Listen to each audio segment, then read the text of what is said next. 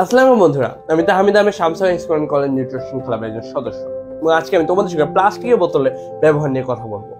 আমরা সবাই জানি কিভাবে আমরা দৈনন্দিন জীবনে প্লাস্টিকের উপর নির্ভর এবং বিশেষভাবে বলতে গেলে এই প্লাস্টিকের বোতলের উপর যেখানে আমরা পানি কিংবা তেল রেখে দিই, তো ব্যবহারের পর আমরা প্লাস্টিকের বোতল এইভাবে ফেলে দিই এবং মাটিতে এই প্লাস্টিকের বোতল মিশে না, যার ফলে আমাদের পরিবেশে বিশেষ ক্ষতি হয়ে থাকে।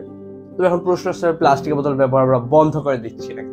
তবে প্লাস্টিকের বোতলে ব্যবহার বন্ধ করে দেওয়া এটি সময় সাপেক্ষ ব্যাপার।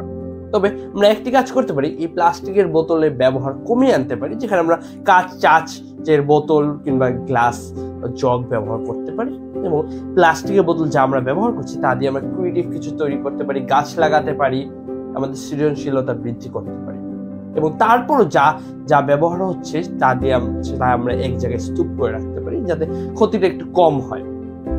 এতে আমাদের পরিবেশের ভারসাম্য রক্ষা হবে এবং আমাদের প্লাস্টিকের উপর নির্ভরতাও কমে আসবে। তো বন্ধুরা, চলো আমরা প্লাস্টিকের বোতল ব্যবহার কমাই এবং পরিবেশকে বাঁচাই। ধন্যবাদ।